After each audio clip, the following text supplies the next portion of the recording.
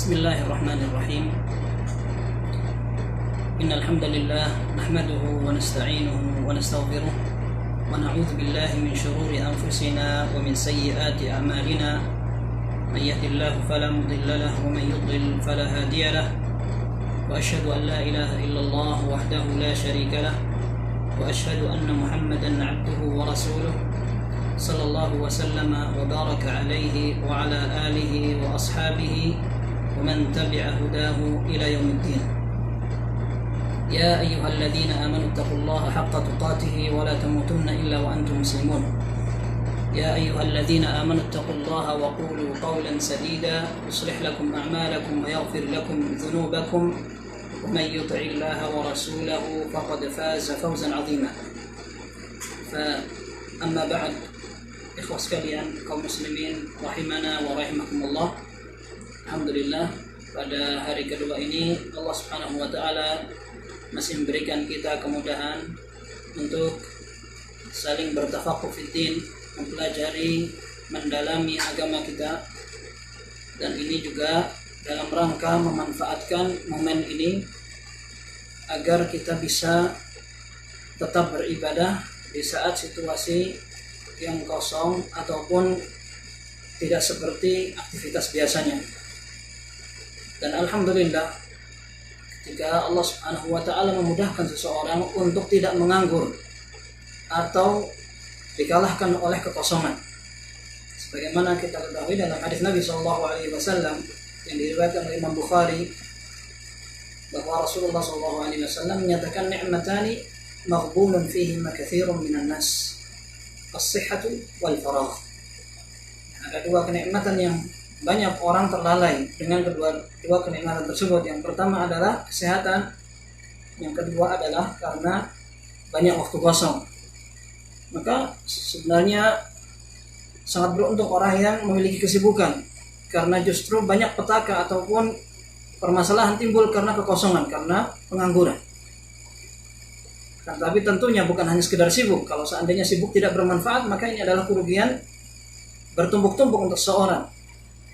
Tetapi alangkah sangat beruntung bagi seorang yang bisa memanfaatkan waktunya dengan menyibukkan diri dalam hal yang bermanfaat. Ada sebuah ungkapan mutiara dari seorang ulama dinisbatkan kepada Ibnu Jauzi rahimahullah. Beliau mengatakan, an-nafsu illam tushghilha bit-ta'ati shaghalatka bil ma'siyah. Sebuah jiwa jika tidak disibukkan untuk ketaatan, maka dia yang akan mengalahkan seorang untuk sibuk dengan kemaksiatan. Kita berdoa kepada Allah Subhanahu wa taala agar kita dimudahkan untuk memahami agama ini, mendapatkan ilmu yang bermanfaat, dan selalu dibimbing untuk beramal dengan amal yang saleh. Kaum muslimin rahimana wa rahimakumullah, kemarin kita telah membahas hadis pertama dari hadis-hadis Umdatul Ahkam tentang kitab Shiyam, pembahasan tentang masalah puasa.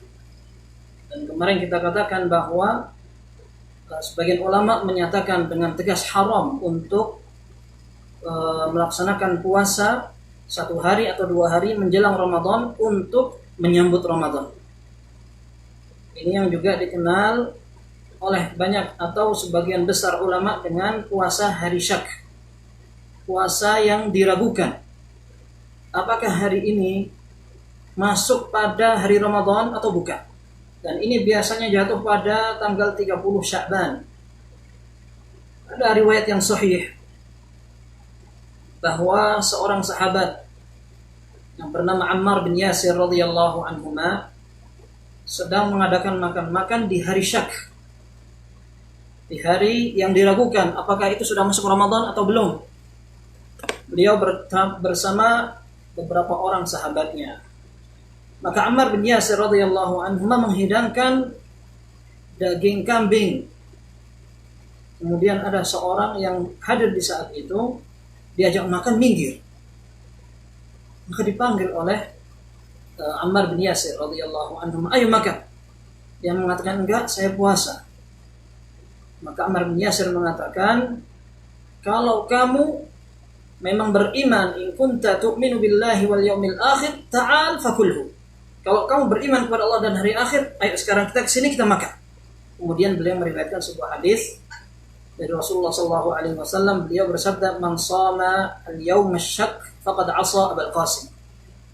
Dalam riwayat yang dikatakan, "Man shama al-yawma alladhi yushakku fihi faqad 'asa Abul Qasim sallallahu alaihi wasallam." Barang siapa yang berpuasa di hari yang diragukan, maka dia telah berbuat maksiat kepada Rasulullah sallallahu alaihi wasallam.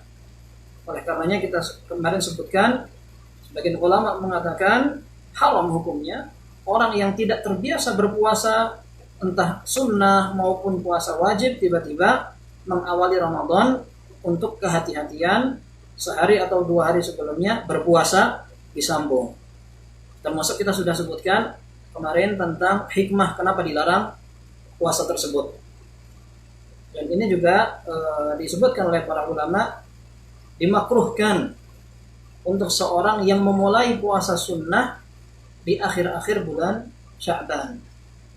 Ya, di akhir-akhir bulan Sya'ban baru mulai melaksanakan puasa sunnah. Ini tidak dianjurkan.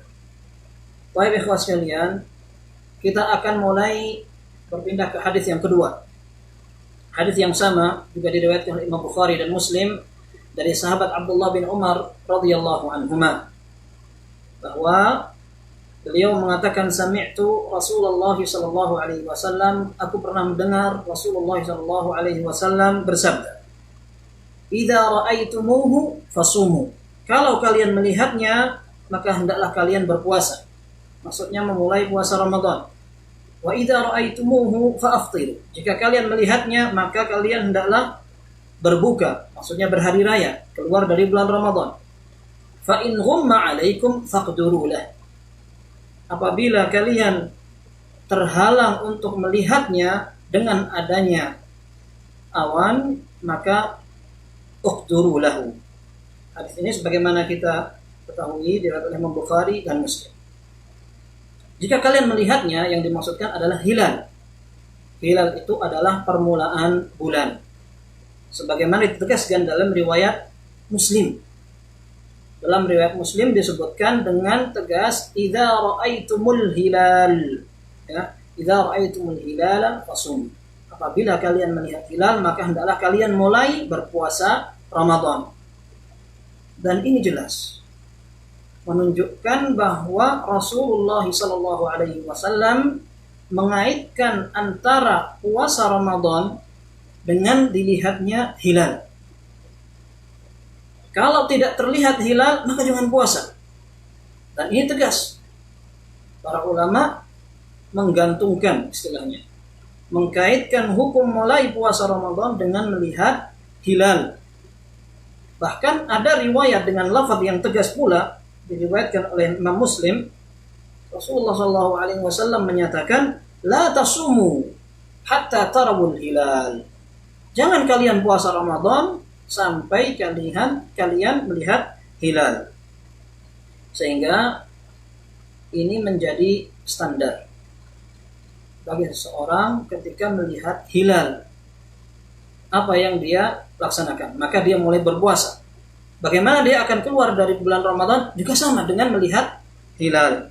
Dan ru'yatul hilal ini disepakati oleh para ulama atau kebanyakan ulama. Kebanyakan ulama mereka mengetahui bahwa mereka tidak akan melaksanakan puasa Ramadan atau keluar dari bulan Ramadan kecuali dengan hilal. Akan tetapi ada situasi lain apabila hilal tidak terlihat. Apabila hilal tidak terlihat, maka di akhir hadis ini Rasulullah SAW mengatakan, "Fa in ghumma 'alaikum faqdurulah." Apabila kalian tertutup oleh awan, maka faqdurulahu. Apa makna dari faqdurulahu ini? Dalam bahasa Arab, faqdurulahu ini bisa dipahami artinya disempitkan. Disempitkan artinya dipendekkan harinya.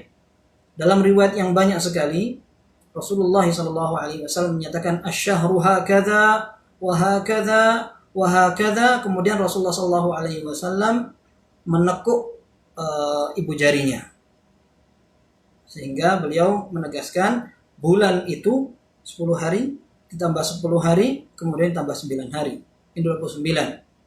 Kalau seandainya tidak terlihat hilal pada bulan setelahnya, maka dilengkapkan menjadi 30 hari. Ini menunjukkan bahwa apabila ada orang yang memahami hadis tadi dengan menyempitkan atau memendekkan, maka yang dimaksud adalah 29 hari. Ini yang dipahami oleh sebagian ulama dalam mazhab Hanabilah. Dalam mazhab Imam Ahmad bin Hanbal rahimahullah, mereka sebagian di antara mereka memahami bahwa apabila ada orang yang tidak terlihat atau tidak melihat hilal karena langitnya tidak terang, tertutup oleh awan, maka mereka memutuskan untuk puasa. Meskipun ini tidak sepakat di antara mereka, ada 3 pendapat setidaknya yang dinukil oleh Ibnu Jauzi rahimahullah dari mazhab ini. Ada di antara mereka yang mengatakan harus puasa. Yang kedua ada yang mengatakan tidak harus puasa. Nah, kemudian yang ketiga, terserah waliul amr atau pemerintah, apa yang mereka tentukan. Kalau mereka menganjurkan puasa, puasa. Kalau tidak, tidak. Ini yang dinukil dari mazhab Imam Ahmad bin Hanbal. Ini pendapat pertama. Ada pendapat kedua dalam memahami faqduru lahu. Faqduru lahu ini artinya sudah dijelaskan dari riwayat-riwayat lain. Dari riwayat yang kita kemarin sempat berikan isyarat, bahwa banyak sekali Al-Hafidz Ibnu Hajar menyebutkan tentang perbedaan lafaz-lafaz dalam akhir hadis ini, sehingga beliau kemudian memberikan kesimpulan wa awwalu ma yufassaru bihil hadis al-hadis. Cara menafsiri sebuah hadis yang paling tepat adalah dengan dicarikan lafaz hadis itu sendiri, karena hadis ini terjadi biasanya diriwayatkan dari jalan yang banyak dengan lafaz yang berbeda-beda. Maka cara untuk memahami sebuah hadis adalah dengan menafsiri dengan hadis itu sendiri. Maka kita kemarin sempat sebutkan bahwa Imam Muslim rahimahullah menyebutkan sampai 20 jalan. Beliau dalam kitab sahihnya, dan beliau dikenal sebagai ulama yang menyusun hadis dengan rapih. Beliau akan sebutkan urut bab apa, hadis-hadisnya apa. Kalau ada pendapat kedua, maka beliau sebutkan setelahnya. Kalau ada hadis yang diriwayatkan oleh seorang sahabat, diselesaikan dulu semua jalannya, baru diriwayatkan oleh sahabat yang lain. Maka dalam masalah puasa ini, beliau juga sama, menyebutkan setidaknya 16 jalan dari sahabat Abdullah bin Umar radhiyallahu anhuma, kemudian dilanjutkan dengan 4 jalan yang diriwayatkan melalui sahabat Abu Hurairah. Dan Al-Hafidz Ibnu Hajar rahimahullah, beliau menambahkan lagi. Beliau mengutip dari beberapa riwayat sahabat yang lain, di antaranya adalah sahabat Aisyah radhiyallahu anha. Kemudian beliau juga menyebutkan ada riwayat sahabat Hudzaifah ibn Yaman radhiyallahu anhuma. Ada juga sahabat Ibnu Abbas radhiyallahu anhuma, dan juga ada sahabat Abi Bakrah, ada sahabat Talq ibn Ali radhiyallahu anhum ajma'in. Mereka menukil hadis yang sama tentang anjuran seorang berpuasa dengan melihat hilal. Baik, sekarang kita ingin tahu apa sebenarnya tafsiran dari faqduru lahu.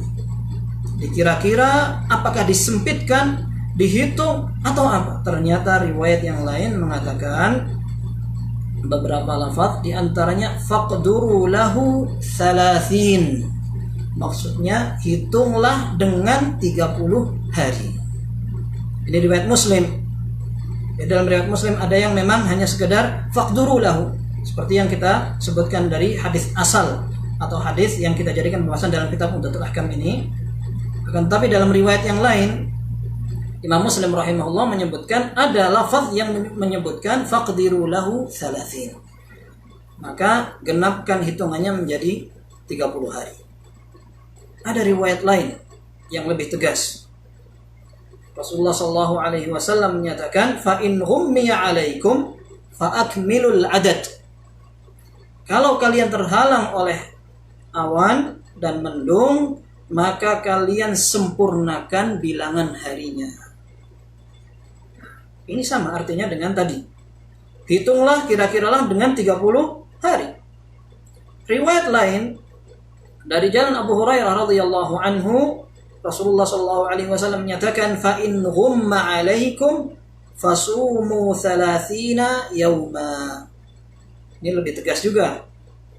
Rasulullah sallallahu alaihi wasallam menyatakan apabila kalian tertutup mendung, sehingga hilal tidak terlihat untuk bulan Ramadan, maka berpuasalah apabila kalian tidak terlihat untuk keluar dari bulan Ramadan, hilal bulan Syawal tidak kelihatan, fasumu 30 yauman, maka berpuasalah Ramadan 30 hari. Artinya hilal tidak terlihat. Solusinya apa? Rasulullah SAW memberikan solusi. Dalam riwayat dan lafaz ini Rasulullah SAW menyatakan berpuasalah 30 hari. Ini ada sebuah riwayat lain dari Aisyah radhiyallahu anha. Beliau juga pernah mengatakan bahwa Rasulullah SAW beliau menjaga puasanya pada bulan Sya'ban lebih dari hari-hari biasanya. Lebih dari hari-hari biasanya, kata Aisyah radhiyallahu anha. Karena Rasulullah SAW yatahaffadhu min Sya'ban ma la yatahaffadhu min ghairihi. Beliau biasanya berpuasa di bulan Sya'ban lebih banyak dari bulan-bulan lainnya. Tsumma yasumu li ru'yati Ramadan. Kemudian beliau akan berpuasa setelah melihat bulan hilal di bulan Ramadan.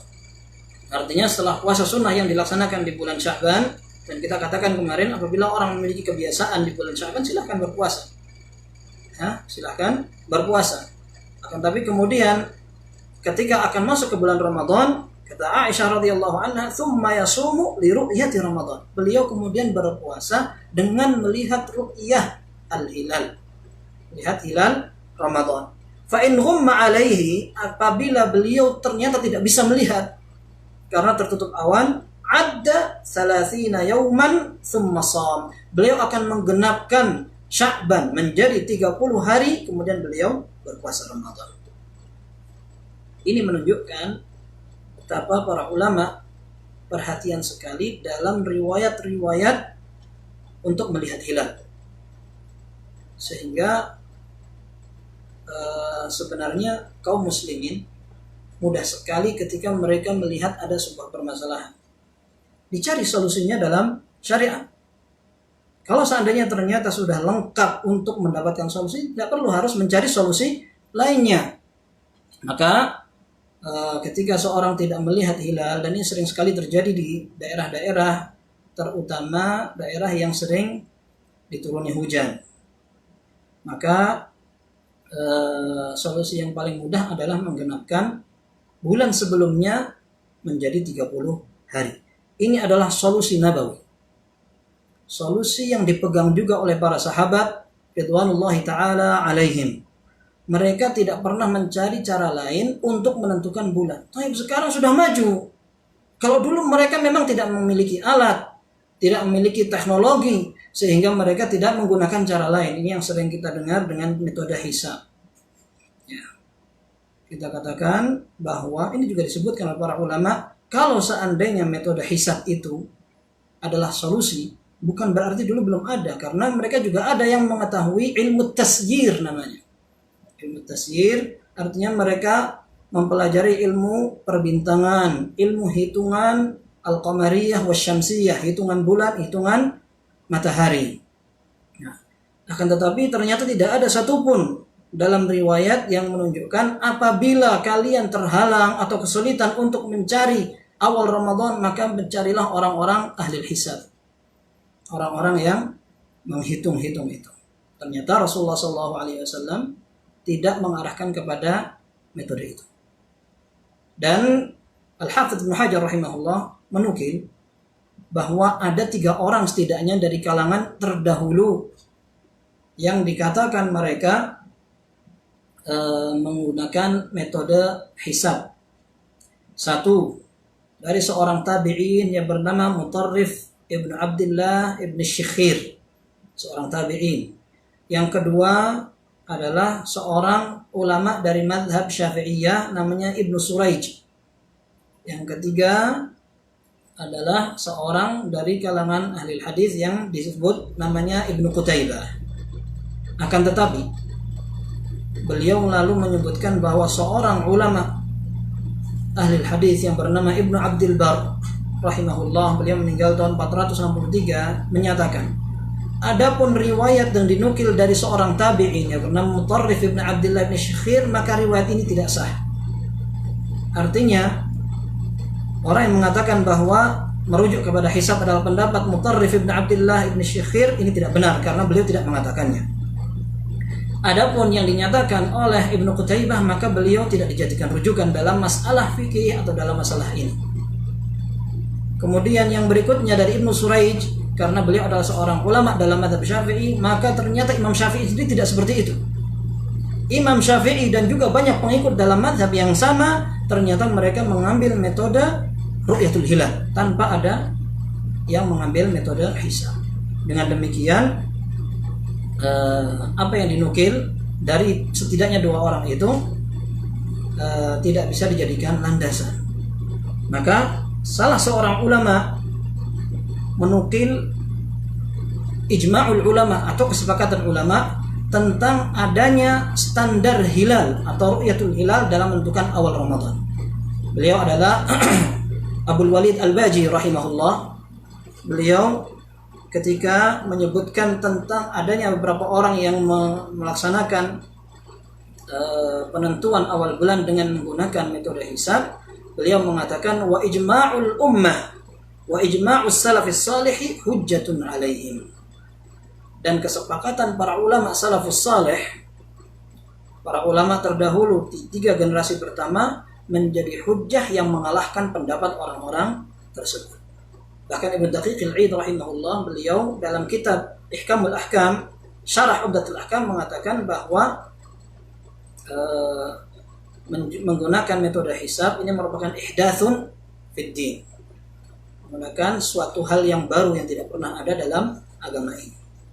Maka ikhwas sekalian, ini adalah cara yang semakin mudah ketika seorang mengikuti petunjuk Nabi SAW dalam menentukan awal bulan atau awal bulan berikutnya, masuk di bulan Ramadan maupun keluar dari bulan Ramadan untuk melaksanakan hari raya. Baik, ada permasalahan berikutnya adalah siapa yang berhak untuk melihat ru'yatul hilal. Dalam riwayat memang disebutkan idza ra'aitumuhu fasumu wa idza ra'aitumuhu fa'aftiru. Kalau kalian melihat, maka silakan berpuasa Ramadan. Kalau kalian melihat hilal lagi, maka kalian silakan berhari raya. Apakah masing-masing setiap kaum muslimin diwajibkan untuk melihat hilal? Ini para ulama mengatakan tidak.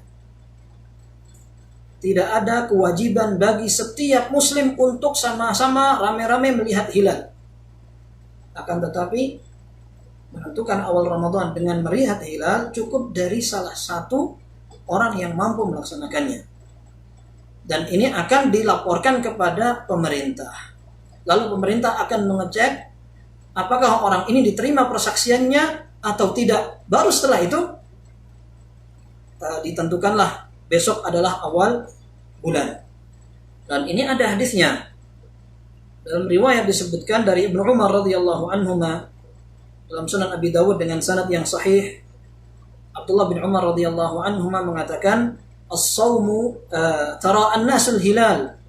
Orang-orang pada melihat hilal, mencari-cari apakah hilal sudah nampak atau belum. Fa akhbartu Rasulullah sallallahu alaihi wasallam anni ra'aituhu. Maka aku mengabari atau menginformasikan kepada Nabi sallallahu alaihi wasallam bahwa aku telah melihat hilal tersebut. Maka fasamahu wa amara an-nasa bisiyamihi. Maka kata Abdullah bin Umar, maka Rasulullah SAW pun besoknya puasa, memerintahkan para sahabatnya untuk berpuasa juga. Ini menunjukkan bahwa Abdullah bin Umar radhiyallahu anhu ketika melihat perintah Nabi SAW untuk melihat hilal, maka beliau pun lapor setelah melihatnya. Bukan kemudian beliau langsung puasa sendiri, tidak, mengkabarkan kepada Nabi SAW.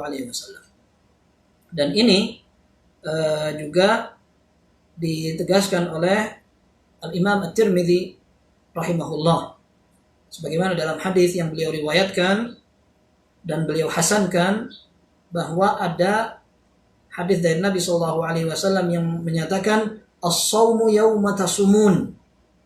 Puasa itu dilakukan pada saat kalian bersama-sama melaksanakan puasa Ramadan maksudnya. Wal fitru yawma tuftirun. Dan berbuka atau berhari raya adalah pada saat kalian sama-sama melaksanakan buka puasa atau berhari raya. Wal adha yauma tudahhun. Dan hari raya kurban adalah hari pada saat kalian bersama-sama melaksanakan hari raya kurban ketika kalian menyembelih hewan kurban tersebut. At-Tirmidzi rahimahullah mengomentari hadis tadi dengan mengatakan, wa fassara ba'du ahli al-ilmi hadzal hadis. Faqala innama ma'na hadza anna as-shauma wal fitra ma'al jamaah wa 'udhmin nas. Kata Imam At-Tirmidzi rahimahullah, sebagian ahlul ilm menegaskan dengan dalam tafsiran hadis ini, maksud dari hadis ini adalah bahwa puasa ataupun berhari raya dilaksanakan bersama-sama dan bersama mayoritas manusia.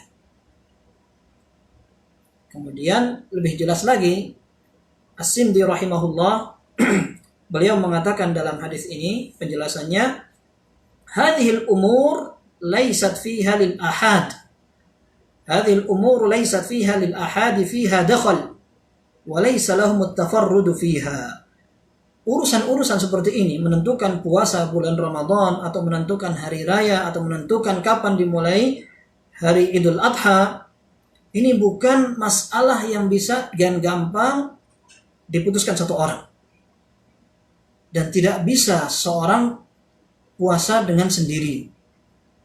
Balil amru fiha ilal imami wal jamaah.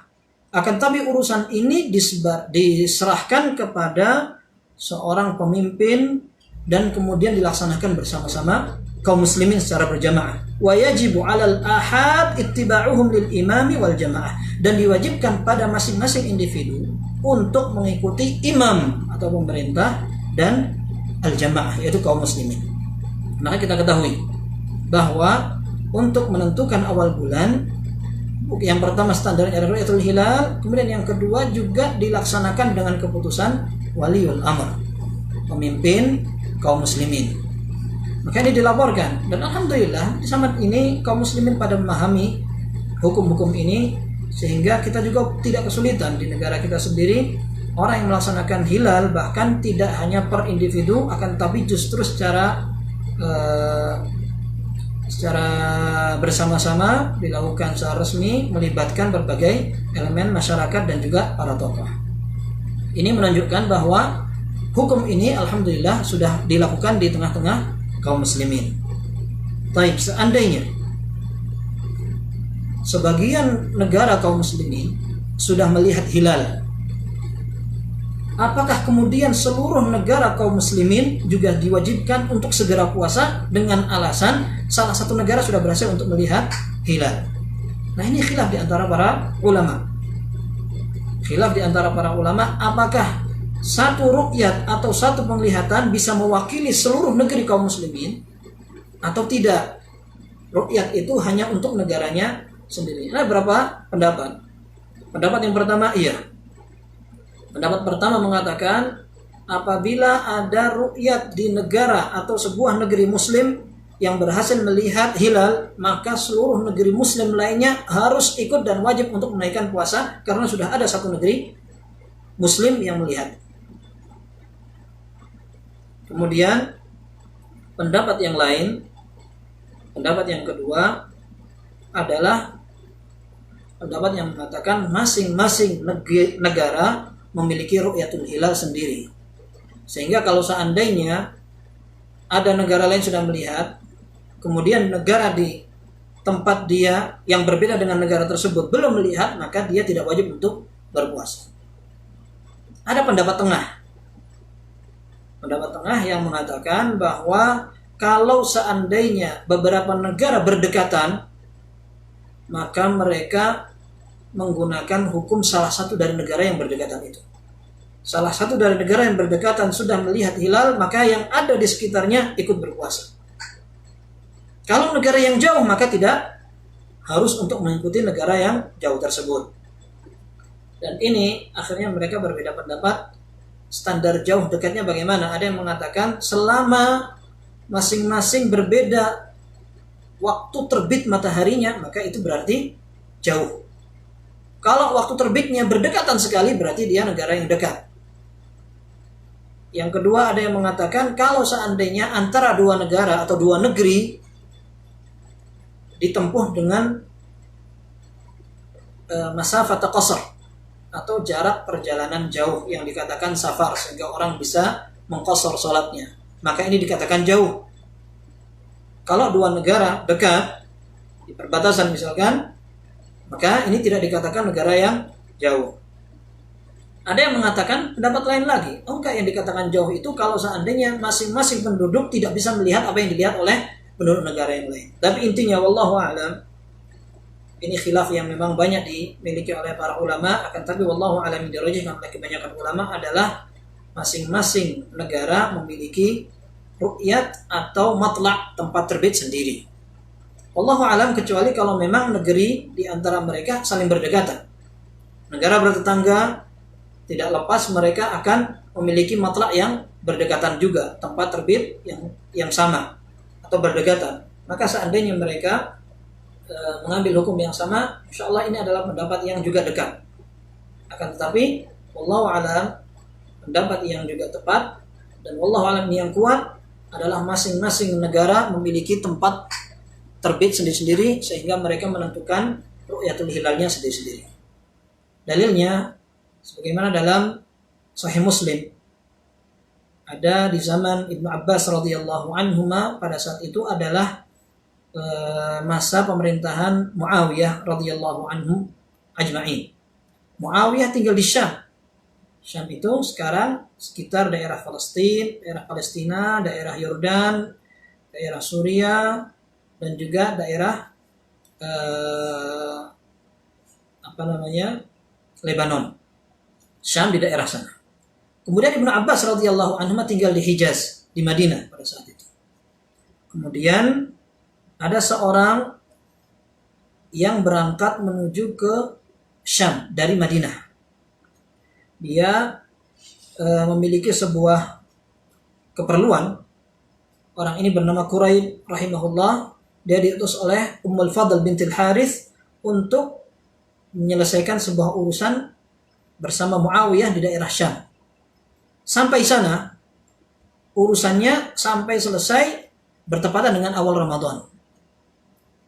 Pada saat di Syam, maka Muawiyah radhiyallahu anhu melihat hilal pada malam Jumat. Pada malam Jumat mereka melihat hilal. Maka Quraib, seorang penduduk Madinah, kemudian tinggal di daerah Syam, ketika melihat adanya hilal yang sudah nampak di daerah Syam, beliau pun berpuasa bersama kaum muslimin. Ini menunjukkan bahwa hadis yang tadi juga berlaku, as-saumu yauma tasumun. Puasa itu dilaksanakan bersama-sama kaum muslimin pada saat mereka sudah mulai puasa. Akhirnya ketika Quraib di tengah Ramadan pulang sampai di Madinah, beliau bertemu Ibnu Abbas radhiyallahu anhuma. Maka Ibnu Abbas bertanya kepada Quraib, "Mata ra'aitumul hilal?" Kapan kalian melihat hilal awal masuk bulan Ramadan? Ketika kamu di Syam. Maka Quraib mengatakan, "Ra'ainahu lailatul Jum'ah." Kita melihatnya malam Jumat. Kemudian Ibnu Abbas bertanya kepada Quraib, "Anta ra'aitahu? Kamu lihat sendiri?"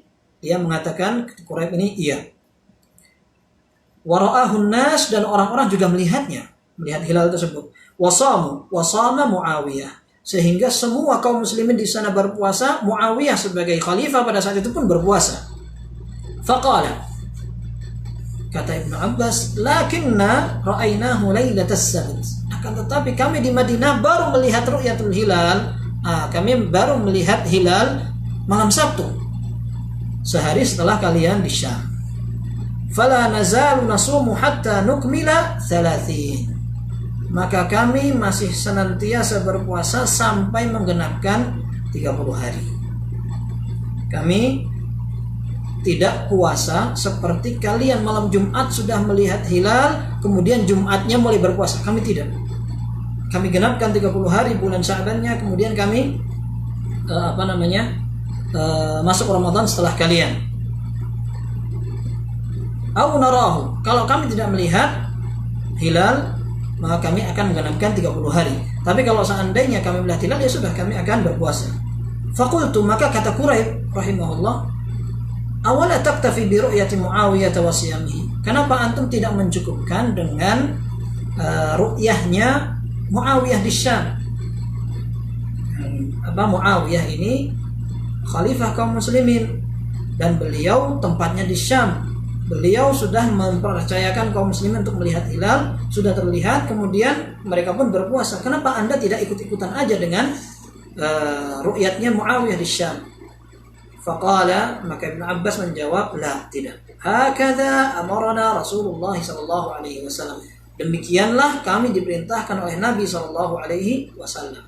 Ini diambil kesimpulan oleh para ulama bahwa ketika orang berada pada tempat yang jauh, di negeri atau belahan dunia yang sangat jauh dari tempat pertama, tempat melihat hilal, maka dia boleh untuk tidak mengikuti hilal negara yang jauh tersebut. Akan tapi dia boleh untuk mengikuti hilal di negaranya sendiri.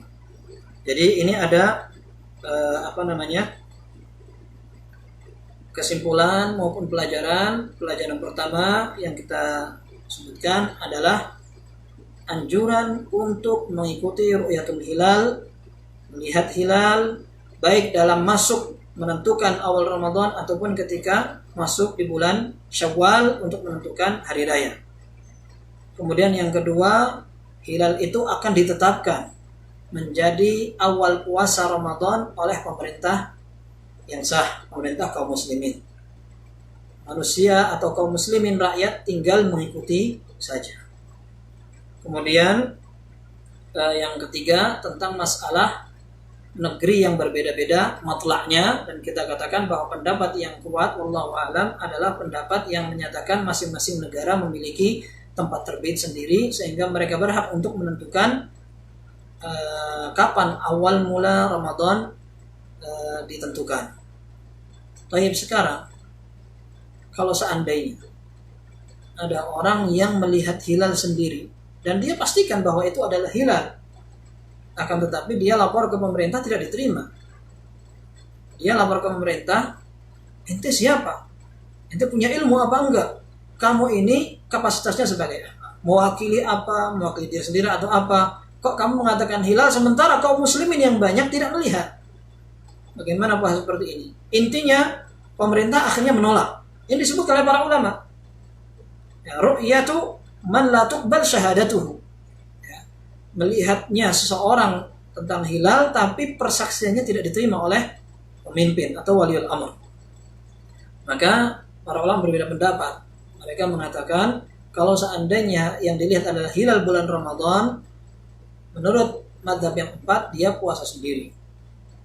Dia puasa sendiri, akan tetapi ketika akan keluar dari bulan Ramadan untuk berhari raya, para ulama berbeda pendapat apakah dia berbuka sendiri atau dia tetap puasa untuk hati-hati. Wallahu alam, yang difatwakan oleh Syekh bin Baz rahimahullah, beliau mengatakan baik dalam kondisi awal Ramadan ataupun awal Syawal dia lebih hati-hati ikut bersama kaum muslimin dengan dalil yang tadi, as-shaumu yauma tasumun wal fitru yauma tuftirun wal adha yauma tudhhun. Puasa itu dilaksanakan bersama kaum muslimin. Kemudian berhari raya dilakukan bersama kaum muslimin, dan hari raya Idul Adha dilaksanakan bersama-sama dengan kaum muslimin. Dan ini yang lebih hati-hati. Dan alhamdulillah kita pun tidak memiliki kewajiban untuk melihat hilal masing-masing. Selama sudah ada lembaga terpercaya dan memiliki kemampuan, pengalaman untuk melihatnya, apalagi sekarang sudah dilengkapkan juga dengan alat-alat, dan ini tidak masalah. Para ulama menyebutkan tidak masalah seorang melihat dengan teropong, dengan fasilitas modern untuk menentukan apakah hilal terlihat atau tidak masalah. Dan ini sudah cukup mewakili seluruh kaum muslimin sehingga mereka bisa mengikuti penentuan awal bulan puasa ataupun awal bulan Syawal. Ini adalah pelajaran pertama. Tinggal Abdullah bin Umar radhiyallahu anhu, siapakah beliau? Ini kita lupa menyebutkan biografinya. Beliau adalah seorang ulama, ahli hadis, ahli fikih di zaman para sahabat. Kita tahu Abdullah bin Umar adalah putra Umar bin Khattab, memiliki kecerdasan, memiliki nasab yang baik. Beliau termasuk orang sahabat yang masih junior atau sahabat yang masih muda. Beliau Islam di Mekah, kemudian berhijrah ke Madinah dalam kondisi belum baligh. Bahkan ketika perang Uhud pun beliau ditolak, kamu masih kecil, jangan ikut. Akan tetapi beliau sangat bersemangat untuk mencari ilmu sehingga beliau dikenal sekali sebagai para sahabat atau ulamanya sahabat. Sebagai ulamanya sahabat. Dan beliau ini terkenal sekali dengan kedisiplinannya dalam mengikuti petunjuk Nabi Shallallahu Alaihi Wasallam. Beliau pernah satu saat ke Mekah bersama kaum muslimin, kalau tidak salah ketika Fathu Makkah, penaklukan kota Mekah. Maka beliau riwayatkan sendiri dalam hadis yang diriwayatkan Imam Bukhari dan Muslim, Rasulullah Shallallahu Alaihi Wasallam yadkhulul bait, masuk ke Ka'bah, wa ma'ahu huwa wa Usamah wa Bilal wa Uthman ibn Talha. Rasulullah SAW masuk ke Ka'bah bersama 3 orang sahabat. Satu Bilal, satunya Usamah bin Zaid, satunya Uthman bin Talha. Fa'aghlaqu alaihul bab, kemudian mereka menutup pintu sehingga kaum muslimin tidak bisa ikut-ikutan masuk ke Ka'bah. Kemudian setelah itu mereka keluar. Maka kata Ibnu Umar radhiyallahu anhuma, saya langsung masuk ke situ, saya ingin ketemu dengan satu dari 3 orang sahabat itu. Falaqitu Bilalan, maka aku langsung bertemu dengan Bilal. Langsung aku tanya. Kata Ibnu Umar, hal shalla fihi Rasulullah sallallahu alaihi wasallam? Apakah Rasulullah SAW tadi di Ka'bah ini salat? Kata Bilal, na'am, bainal amudainil yamaniyain. Iya, beliau salat di antara 2 rukun Yamani dan rukun Hajar Aswad. Ini akhirnya oleh Ibnu Umar ditiru.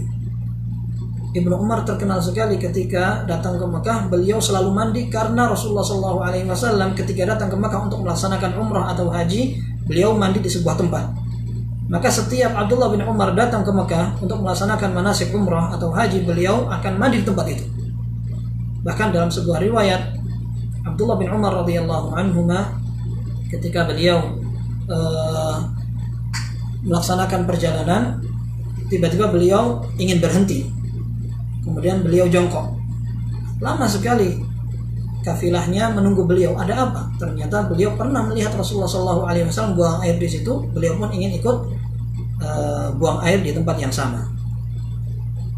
Di antara salah satu sosok keteladanan beliau dalam mengikuti petunjuk sunnah Nabi SAW adalah ketika satu saat Rasulullah SAW menyatakan di masjid beliau, "Lau ju'ila hadzal babu lin-nisa." Saya pengen bagaimana seandainya pintu ini dikhususkan untuk tempat masuknya kaum wanita. Maka kata rawi hadis tersebut, "Falam yadkhul minhu Ibnu Umar hatta mat." Maka Abdullah bin Umar begitu mendengar Nabi SAW bersabda seperti itu, beliau tidak pernah masuk lewat pintu itu sampai beliau meninggal dunia. Dan Abdullah bin Umar radhiyallahu anhuma, beliau termasuk sahabat yang junior dan beliau meninggalnya lama. Beliau meninggal umurnya 87 tahun. Selama itu pula beliau tidak pernah masuk pintu dari yang disarankan Nabi SAW khusus untuk pintu perempuan. Nah, Abdullah bin Umar radhiyallahu anhuma pernah satu saat beliau melihat para sahabat seringkali melihat mimpi kemudian ditakwil oleh Rasulullah SAW. Mimpi ini ditakwil oleh Rasulullah SAW. Mimpi ini ditakwil oleh Rasulullah SAW. Maka Abdullah bin Umar radhiyallahu anhuma berandai-andai, seandainya aku melihat mimpi yang sama, nanti aku akan sampaikan kepada Nabi SAW agar ditakwil mimpiku ini apa tafsirannya. Maka satu saat ia melihat, ini disebutkan dalam Sahih Bukhari, beliau mimpi dibawa oleh malaikat, dibawa ke neraka. Sampai dia ketakutan. Saya betul-betul melihat neraka itu seperti sumur. Kemudian sumur itu memiliki 2 tanduk seperti tanduk setan. Kemudian aku melihat ada beberapa orang yang aku kenal di situ. Aku sampai minta perlindungan kepada Allah Subhanahu wa taala. Maka kata malaikat yang membawaku, ini cerita Ibnu Umar sendiri. Maka Abdullah bin Umar radhiyallahu anhu mengatakan, maka aku berlindung kepada Allah, lalu malaikat mengatakan, lan tura, kamu enggak usah takut. Kamu gak usah takut, kamu tidak akan masuk ke situ. Kemudian beliau bangun. Maka beliau pun datang untuk menemui Rasulullah SAW, akan tapi tidak menemui, tidak ketemu. Akhirnya beliau ketemu dengan saudarinya yang menjadi istri Nabi SAW, yaitu Hafsah radhiyallahu anha. Beliau cerita, wahai Hafsah, saya melihat seperti ini, tolong tanyakan kepada Nabi SAW takwilnya apa. Maka Rasulullah SAW menyatakan, ni'mar rajulu Abdullah, law kana yusalli minal lail. Kata Rasulullah SAW, Abdullah bin Umar ini adalah sebaik-baik seorang muslim seandainya dia bangun malam. Maka kata anaknya Salim ini anaknya Abdullah bin Umar, fakana Abdullah ba'du lam yanam minal laili illa qalila. Maka Abdullah bin Umar setelah itu, sejak dia mendengar itu, tidak pernah tidur malam kecuali hanya sebentar. Beliau lebih banyak untuk mengikuti melaksanakan qiyamul lail. Ini adalah kisah keteladanan dari sahabat Nabi Abdullah bin Umar radhiyallahu anhu dalam mengikuti Rasulullah SAW. Hadis ketiga berkaitan dengan sahur. Kemudian hadis keempat juga sama berkaitan dengan masalah sahur, maka kita bahas bersama. Hadis Anas bin Malik, Anas bin Malik radhiyallahu anhu, qala Rasulullah sallallahu alaihi wasallam, tasahharu fa inna fis sahuri barakah. Kata Rasulullah sallallahu alaihi wasallam, bersahurlah kalian karena di dalam makan sahur itu ada keberkahan. Nah, di sini ada perintah untuk melaksanakan sahur. Akan tetapi para ulama mengatakan ini tidak wajib. Bahkan Imam Nawawi rahimahullah menyebutkan kesepakatan para ulama, ijma', kesepakatan seluruh ulama bahwa hukumnya makan sahur adalah sunnah. Akan tetapi di sini ditekankan sekali karena Rasulullah SAW memerintahkan untuk melaksanakannya. Kemudian beliau juga menyebutkan alasannya adalah karena di dalam sahur itu ada keberkahan. Baik, keberkahan ini disebut oleh para ulama maksudnya adalah hal yang bisa memberikan manfaat. Manfaat di dunia maupun manfaat di akhirat. Dalam kaitannya dengan makan sahur, maka para ulama menyebutkan, di antaranya Ibnu Daqiq al-Aid rahimahullah, beliau menyebutkan di antara tanda keberkahan atau manfaat orang makan sahur secara duniawi atau manfaat keduniaannya adalah orang bisa menjadi kuat. Kalau seandainya orang lemas, maka dia tidak mudah atau tidak termotivasi untuk beribadah. Akan tapi ketika seorang makan sahur kemudian mendapatkan badannya agak kuat, dia akan semangat untuk menunaikan sholat sunnah, sholat fardu, kemudian berdoa, membaca Al-Quran, sedekah, dan lain sebagainya. Ini di antara manfaat manfaat keduniaannya. Adapun manfaat ukhrawi yang paling tegas dan jelas adalah manfaat mengikuti petunjuk Nabi Sallallahu Alaihi Wasallam. Karena Rasulullah SAW memerintahkan makan sahur, kemudian ada orang yang melaksanakan sahur juga, berarti dia telah melaksanakan sunnah Nabi Sallallahu Alaihi Wasallam. Ini tentu adalah pahala yang besar dan tidak sepele. Yang kedua, orang yang makan sahur telah menyelisihi ahlul kitab. Sebagaimana disebutkan dalam hadis yang sahih diriwayatkan Imam Muslim, Rasulullah SAW menyatakan, "Faslu ma baina siyamina wa siyami ahlil kitab aklatus sahur." Perbedaan antara puasa kami atau puasa kita semua dengan puasanya orang ahlul kitab adalah kita makan sahur. Ini menunjukkan bahwa ini menjadi ciri khas agama. Maka orang ketika makan sahur, dia berarti telah menunjukkan identitas diri dan berbangga dengan syariat Islam. Kita tidak ingin sama dengan orang lain yang tidak lebih mulia dari kita. Maka ini adalah keistimewaan ukhrawi ketika kita bisa menyelisihi mereka, sebagaimana perintah Nabi SAW dalam berbagai aktivitas untuk menyelisihi mereka. Termasuk diantaranya adalah doa malaikat. Dalam hadis yang diriwayatkan oleh Imam Ahmad, dihasankan oleh Syekh Albani rahimahumullah, ada hadis yang berbunyi, innallaha wa malaikatahu yusalluna 'alal mutasahhirin.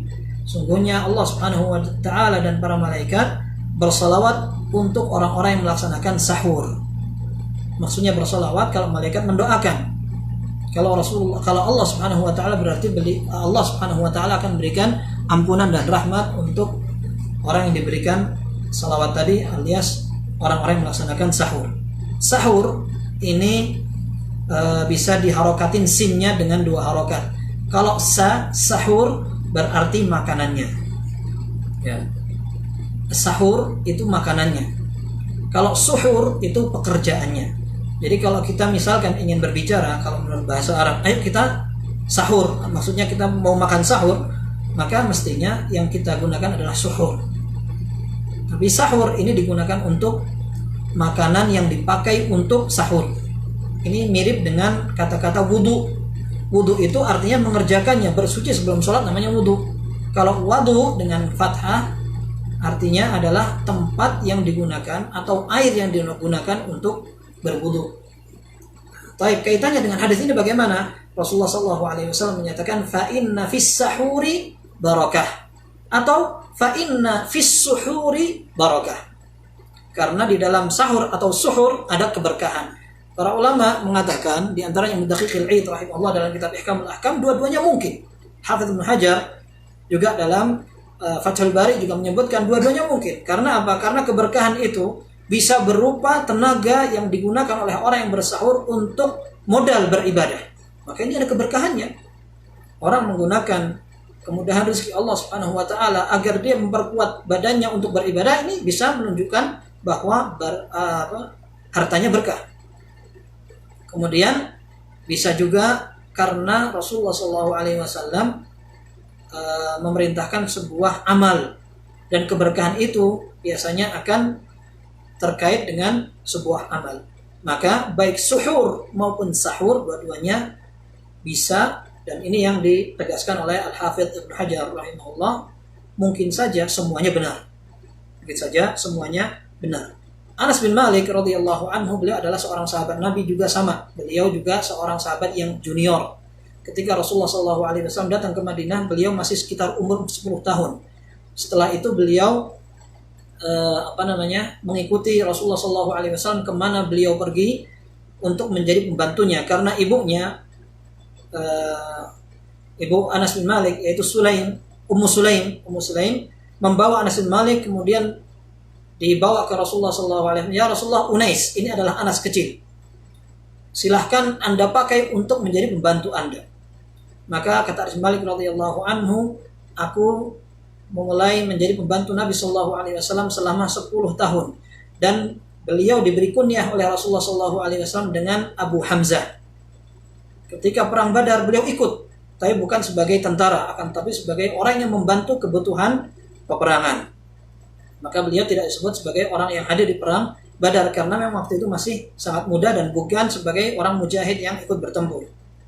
Anas bin Malik radhiyallahu anhu ini juga termasuk orang yang beruntung dengan kedekatannya bersama Nabi SAW. Suatu saat ibunya mengatakan, ya Rasulullah, Unais, wahai Rasulullah, tolong ini Unais. Maksudnya agar Rasulullah memperhatikan Anas.